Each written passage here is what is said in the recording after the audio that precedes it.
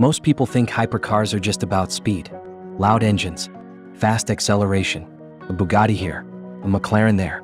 But ask someone who actually owns one and they'll tell you it's not about going fast. It's about entering a world most people will never see. Because hypercars aren't just vehicles.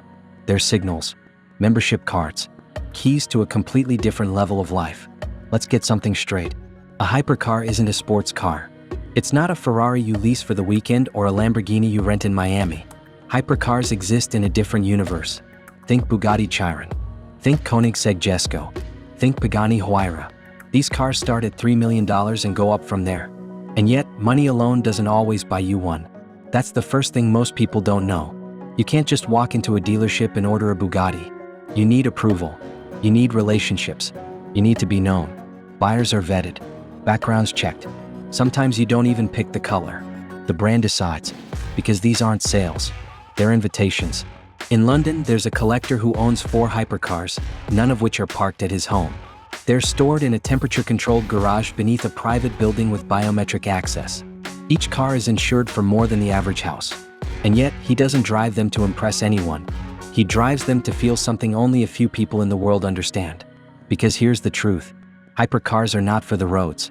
They're for the soul. Every bolt, every curve, every sound is engineered to trigger emotion. These machines are loud on purpose, difficult on purpose.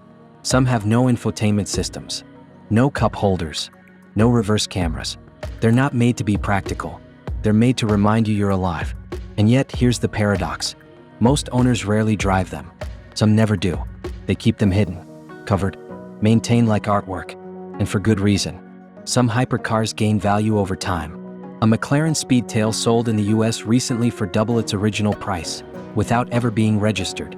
But the real value isn't the resale. It's the access.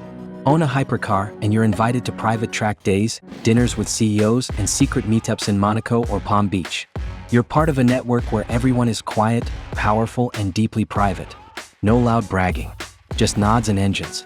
You'll never see most hypercars on Instagram. You won't find them on public roads. The wealthiest collectors aren't chasing attention.